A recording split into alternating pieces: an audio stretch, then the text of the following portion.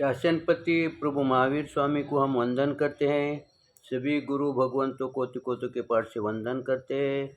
श्रद्धावान भाई और बहनों, आपके अंदर विराजित आत्मा को माजलगांव से सुभाष कोठारी का सादर प्रणाम, सादर जय जिनेंद्र। अंतगढ़ सूत्र पर ये मेरा 68वां वीडियो है। कल के वीडियो में हम देखें कि रानी पद्मावती देवी प्रभु के दर्शन को आई। साथ में कृष्ण भगवान थे और कृष्ण भगवान ने 3 बार प्रभु को वंदन किया और उनको आगे खड़ा किया। आगे खड़ा इसीलिए किया कि अब वो कृष्ण से आगे बढ़ गई अध्यात्म की ओर। कृष्ण अभी संसार में है, लेकिन पद्मावती रानी ने अब संसार का 99% छोड़ दिया है, कुछ ही बाकी है। इसलिए उन्होंने अब पद्मावती को आगे किया है। अब पद्मावती रानी ये दीक्षा ले रही है, तो गुरु भगवंत के दर्शन के लिए वो अकेली ही रानी जाती थी क्या? दूसरी रानियां जाती नहीं थी क्या? तो फिर ये जो पद्मावती रानी के है, प्रभु की वाणी सुनकर उनके दीक्षा के भाव जगे। हम ज्ञान के 5 भेद बताते हैं। श्रुत ज्ञान उसमें एक आता है। श्रुत ज्ञान कैसा? हम सुन के या कोई किताब पढ़ के हमारी की वो ज्ञान जागृत होता है। यहाँ पर प्रभु की वाणी सुनकर पद्मावती रानी को श्रुत ज्ञान का ज्ञान हो गया। अब हमारे को ज्ञान नहीं होता है क्या? हमारा ज्ञान जो है ना, वो बहुत ही पॉइंट में है, क्योंकि श्रुत ज्ञान का जब हमारे को प्रकटपना होता है, जागृत होता है, उस समय हमारे को दीक्षा के भाव आना चाहिए। दीक्षा के भाव अगर नहीं भी आए तो जैसे आनंद श्रावक है या बहुत सी रानियां हैं, चेलना रानी है या चंदन बाला है, इनके भाव कैसे जागृत हो गए हैं? खाली बोलने के। चंडकोशी की एक तिर्यंच है, लेकिन उनको खाली 2 ही शब्द सुन के उनके भाव जागृत हो गए। क्योंकि हमारे जागृत नहीं होते, इसलिए हम खाली क्या है, ज्ञान के 5 भेद रटते हैं।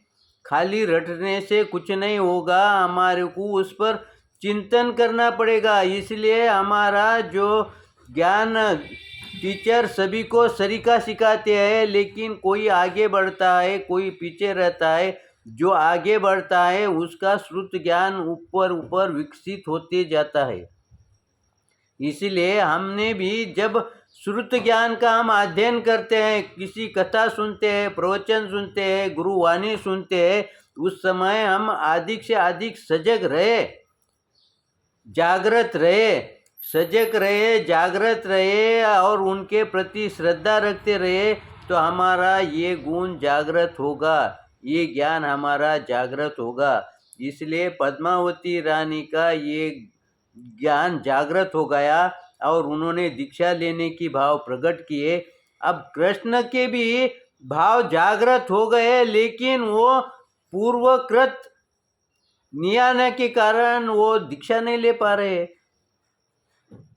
फिर भी उन्होंने हमारे अपने को दीक्षा आना ये भाव रखते हुए उन्होंने ये क्या किया है, दीक्षा देने का काम किया है।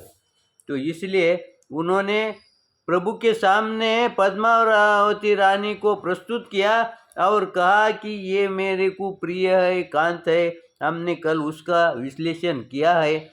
तो वो प्रभु के समीप आई और प्रभु को वंदन नमस्कार किया। देखो, अब वंदन नमस्कार किया तो ये उदाहरण हमारे को प्रतिक्रमण के समय पर ये काम में आता है। हम क्या करते हैं, पहले सीधा ही दूसरे आवश्यक या पहले आवश्यक हम आज्ञा लेते हैं और बाद में वंदन करते हैं। लेकिन ये उदाहरण हमें यह कहता है कि पहले 3 बार तिकोतो के पाठ से वंदन करो, फिर तुम पहले दूसरे तीसरे जो भी आवश्यक है उसकी आज्ञा लो। ये सही विधि होंगी। व्यवहार में भी हम किसी के घर जाते हैं, कोई काम लेके जाते हैं, तो क्या करते, सीधा उनको काम नहीं बोलते, जाते के साथ पहले क्या बोलते हैं, हम जय जिनेन्द्र बोलते हैं और उसके पश्चात हम काम बोलते हैं। इसीलिए अब यहाँ पर पद्मावती रानी ने भी अपने इष्ट देव को, अपने आराध्य देव को, अरिष्ट नेमी को वंदन नमस्कार किए और उन्होंने कहा कि मैं दीक्षा लेना चाहती हूँ। और उन्होंने यहाँ पर उन्होंने ये भी कहा कि ये संसार जन्म मरण से दुख रूपी है, अग्नि में ज्वलित हो रहा है। ये दुख समूह को छुटकारा पाने के लिए मैं दीक्षा अंगीकार कर रही हूँ। अब ये कौन, पद्मावती रानी किसको कह रही है? प्रभु को कह रहे हैं। क्या प्रभु को इसका ज्ञान नहीं है क्या? प्रभु को ज्ञान है और प्रभु के ज्ञान से ही इनका ज्ञान जागृत हुआ है। लेकिन फिर भी ये कहती है कि प्रभु मैं जो दीक्षा ले रही हूँ, मैं किसी के कहने पर नहीं ले रही हूँ, मेरे भाव जागृत हुए। मेरे भाव क्यों जागृत हुए? क्योंकि वो हर समय कृष्ण के साथ में थी और उन्होंने द्वारका रानी का पूरा कैसा कैसा घटना होने वाली है ये जान लिया है। और प्रभु कृष्ण के पास इतनी सुविधा होते हुए भी, इतनी संपत्ति होते हुए भी, 3 खंड के राजा होते हुए भी वो मजबूर हो गए हैं। उस समय वो कहते हैं कि हे प्रभु मैंने देख लिया कि सब कुछ होते हुए भी हम मजबूर हो जाते हैं और इसमें से छुटकारा पाने के लिए आप जो बात कहा है कि दीक्षा लेना ये उसमें से उत्तम मार्ग है, इसलिए मैं उस मार्ग को अंगीकार कर रही हूँ। इस तरह से वो प्रभु को कहती है। क्योंकि तुम्हारी दीक्षा सफल कब होंगी? तुम्हारे स्वयं से भाव जागृत होंगे। तब प्रभु ने क्या किया है, उनको दीक्षा की आज्ञा दी। तब वो क्या, ईशान्य कोण में जाकर, अब ईशान्य कोण का वर्णन इसके पहले के वीडियो में आया है, इसलिए हम उसका अधिक से चिंतन यहाँ नहीं रखेंगे। अब यहाँ पर उन्होंने क्या किया, अपने आभूषण उतारे और अपने आभूषण उतारे किसने? दूसरे ने उतारे क्या? उसने स्वयं ने पहने हैं और स्वयं ने उतार के रख दिए हैं। यहाँ किसी ने कहा नहीं, उसने पूरे आभूषण उतार के रख दिए। और उन्होंने क्या किया, स्वयं अपने केशों का स्वयं में पंचमुष्टि लोचन किया, स्वयं ने किया। देखो शुरू से अगर थोड़ा सा चिंतन किया कि दीक्षा कैसी ली जाती है, देखो उन्होंने प्रभु की वाणी सुनते सुनते उनके भाव जागृत हो गए। यहाँ पर किसी ने बोला नहीं, उसका स्वयं के चिंतन से उसके दीक्षा के भाव जागृत हो गए।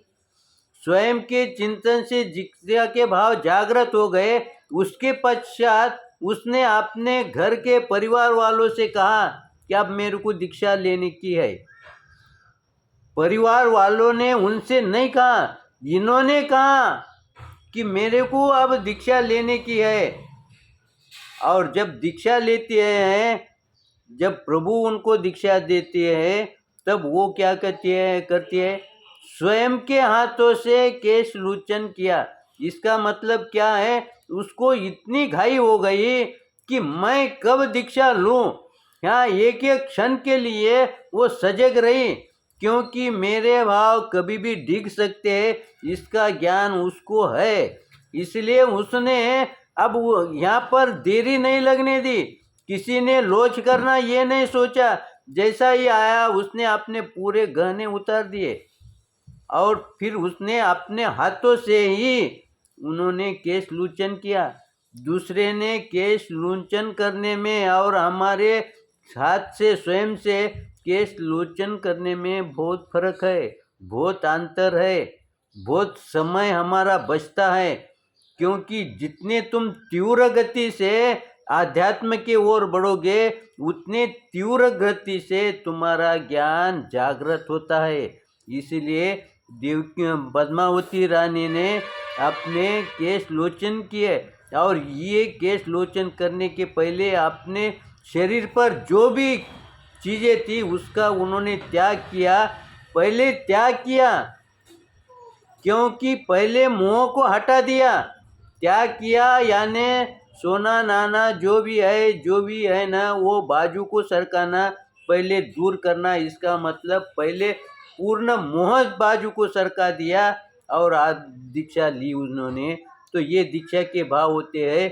तब उसका जो भी इस ढंग से दीक्षा लेंगे ना, उनका आत्मा, उनका हृदय प्योर रहता है, उनकी साधना सही दिशा में होती है, कम समय में सफल होती है। समय को देखते हुए हम यहाँ रुकते हैं। मेरे से कुछ गलत हुआ होगा तो आप क्षमा करेंगे, सही हुआ होगा तो लाइक करेंगे, शेयर करेंगे। इसी आशा के साथ ओम शांति।